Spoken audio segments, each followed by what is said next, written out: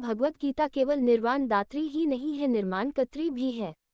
यह मोक्षदायिनी गीता मुक्ति तो देती ही है पर निर्माण भी करती है, सच्चरित्र और सदाचार का निर्माण करती है। भगवत गीता हमको अपना जीवन कैसे जीना चाहिए ये सिखाती है। उच्च चरित्र का निर्माण करने वाली है ये भगवत गीता।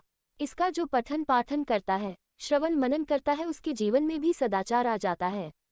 वही सदाचार उसकी वाणी से भी छलकता है, वही सदाचार उसके आचरण से भी दृष्टिगत होता है, वही सदाचार उसके मन को भी पवित्र करता है। उक्ताशय के प्रवचन ब्रह्मचारी श्री निर्विकल्प स्वरूप जी महाराज ने आज स्मृति लॉन सिवनी में गीता सत्संग महोत्सव के विश्राम दिवस में कही।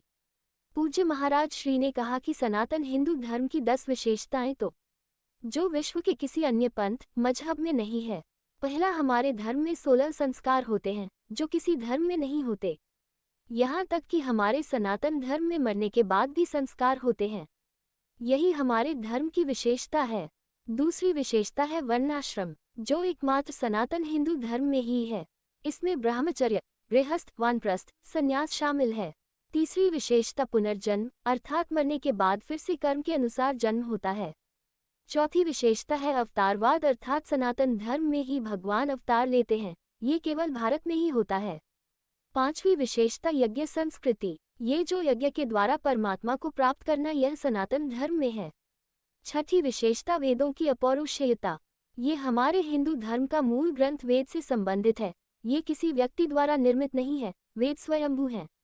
सातवीं विशेषता धर्म, अर्थ, काम और मोक्ष, ये 4 पुरुषार्थ जो ये केवल हिंदू धर्म में है।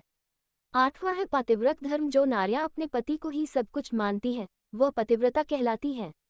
ऐसा पतिव्रत धर्म सनातन धर्म में है, विश्व में कहीं ऐसा पतिव्रत धर्म की चर्चा नहीं है। नववीं विशेषता, नारी की पूजा केवल सनातन हिंदू धर्म में होती है। कन्या पूजन नवरात्रि में सुहागन जब होती है तब सुभाषिनी पूजन, जो नारी की पूजा सनातन धर्म में होती है। और 10वीं विशेषता अद्वैतवाद, जिसका मतलब है जीव और ब्रह्म ये दोनों एक है। दुनिया का ऐसा कोई सिद्धांत नहीं है जो अद्वैतवाद का प्रतिपादन करता हो। एकमात्र भारत का सनातन धर्म है जो वासुदेवस्य सर्वम की घोषणा करता है। अहम ब्रह्मस्मि, मैं ब्रह्म हूँ, ऐसा किसी अन्य मजहब में कह दो तो गर्दन कट जाएगी। आज महाराज श्री के प्रवचनों के उपरांत गीता सत्संग महोत्सव में पधारे जिला पुलिस अधीक्षक सुनील मेहता जी ने अपने उद्बोधन में कहा कि हम सब के जीवन में कभी ना कभी तुलसीदास जी, मीराबाई किसी ना किसी रूप में आते ही है। वे उस परमपिता से जुड़ने के बीज तो हमारे जीवन में बो देते हैं, पर हमें स्वयं से उस परमपिता को पाने के लिए प्रयत्न करना चाहिए, जिसके लिए हमारे अंदर उस तत्व को जानने के लिए आग लगनी चाहिए। गीता जी एकमात्र वह ग्रंथ है जिसमें उस परमपिता की पूरी जानकारी है कि वह कैसा है, कैसे चलता है, कैसे रहता है, कैसे खाता है और कैसे उसकी कृपा हमें मिलेगी, और इस तरह हम गीता जी के मर्म को जान सकते हैं। श्री मेहता जी कहा कि हमारे अंदर यह उत्कंठा होनी चाहिए कि जिस ईश्वर के हम भक्त हैं, जिसकी हम पर परम कृपा है, वह चाहता क्या है, हम उसे कैसे प्रसन्न रख सकते हैं। यद्यपि हम ईश्वर प्रसन्नता के लिए कुछ न कुछ प्रयोजन करते रहते हैं, तथापि हमें ये ज्ञात होना चाहिए कि ईश्वर कैसे प्रसन्न होता है, तो आपको गीता का अध्ययन करना चाहिए, उसमें ईश्वर की प्रसन्नता उपाय है। प्रवचन विराम के साथ आज गंगा आरती की तर्ज पर गीता जी महाआरती नगर के ही पंडित पार्थ और पंडित दिव्यांश द्वारा की गई तथा श्रद्धालुओं ने महाप्रसाद भंडारा ग्रहण किया। थोड़ा बड़ा हुआ, बाहर निकला, पढ़ने गया। एक मेरी दोस्त थी मीरा नाम की, मीरा सिसोदिया, और एक तुलसी नारायण दीक्षित मेरा एक दोस्त हुआ करता था।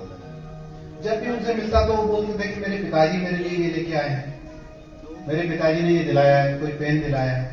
कभी शर्ट के बारे में बताते, कभी कपड़ों के बारे में बताते। मैंने अपनी माँ से ऐसे पूछा कि माँ, पिताजी कौन होते हैं? तो उन्होंने बोला, होते हैं। अब शुरुआत इस तरह से हुई कि पिताजी के बारे में जानने की इच्छा बढ़ती चली गई। अब मां मुझे बहलाने के लिए कभी कहे कि आप ये खाना बनाए तुम्हारे लिए, ये खाना बनाया है, ये कपड़े लाए हैं तुम्हारे लिए, मुझे कुछ भी अच्छा नहीं लगता था। मुझे तो एक ही बात सुननी थी, पता करनी थी कि पिताजी कौन है, मेरे पिताजी कौन है। आपके जीवन में भी ऐसी मीरा सिसोदिया और तुलसी नारायण दीक्षित होंगे जो तुलसीदास जी के रूप में है, और मीराबाई के रूप में। इन्होंने अपने को पिताजी के बारे में बताना शुरू किया है, लेकिन हमारे अंदर वो आग अभी नहीं लगी है जिसमें हम अपने पिताजी के बारे में जानने का प्रयास करें। गीता वो ग्रंथ है जिसमें पिताजी के बारे में पूरी डिटेल्स दी हुई है कि आपका परमपिता कौन है। हमारी समस्या यही है कि हमने कभी पिताजी को जानने की कोशिश नहीं की और हमारे अंदर वो आग लगना बाकी है। जिस दिन ये आग लग जाएगी कि हमको पिताजी के अलावा और कुछ नहीं अच्छा लगेगा, तो समझ लीजिए आपने गीता के मर्म को पा लिया। कैसा दिखता है, कैसे बैठता है, कैसे चलता है, कैसे खाता है, किसको पसंद करता है, किसको ना पसंद करता है, वो सारा चीज गीता में। वो पढ़ने की देर है, वो पढ़ते ही सारी चीजें पता लग जाती हैं। यहां जितने लोग उपस्थित हैं, मुझे मालूम है कि आप लोगों में गीता पढ़ने की उत्कंठा है, लेकिन क्या हमारी ये जिम्मेदारी नहीं है कि हमें पिता इतना चाहता है, परम पिता हमको इतना चाहता है, हम भी उसको चाहें। अब आप कहेंगे हम तो चाहते हैं, भगवान को हम चाहते हैं, भगवान को हम पसंद करते हैं। आप जिसको पसंद करते हैं हमेशा उसकी प्रसन्नता के लिए कुछ ना कुछ करते हैं। बताइए ईश्वर की प्रसन्नता के लिए आप क्या करते हैं? ईश्वर को प्रसन्न करने के लिए पहले ये जानना जरूरी है कि ईश्वर को पसंद क्या है। अगर ईश्वर को जो पसंद है वो हम जानने लग जाए, वो जानना आपको गीता से मिल जाएगा और वो करने लग जाए तो हमारा जीवन सफल हो गया और कुछ बचता नहीं है। एक जिज्ञासा मेरे मन में बीच में उठती थी, बहुत सारे जगह पे मैंने सुना कि अंतिम संस्कार, ये जो दाह संस्कार करते हैं इससे प्रदूषण फैलता है और बहुत सारी चीजें सुनने को मिली।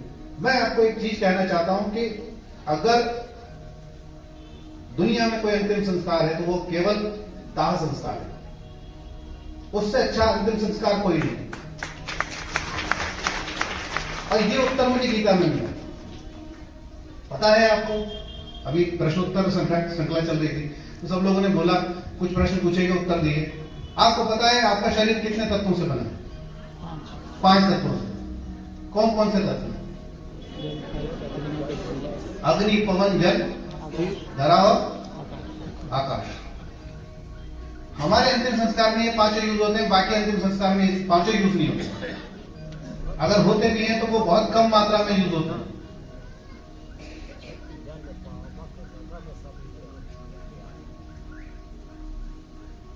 तो हमको गर्व होना चाहिए अपनी सनातनी परंपरा पे। हमको गर्व होना चाहिए अपने धर्म पे। जब हम पढ़ेंगे धर्म ग्रंथ तब हमको धर्म ग्रंथ पे गर्व होगा। हम पढ़ेंगे नहीं तो गर्व कहां से आएगा? अगर किसी ने आपकी आलोचना की तो आपके पास ज्ञान होगा तभी तो आलोचना का जवाब दे सकोगे। अगर ज्ञान नहीं होगा तो आलोचना का जवाब भी नहीं दे सकोगे। तो मेरा अनुरोध सभी से यह है कि ये ऐसे आयोजन बड़ी मुश्किल से होते हैं।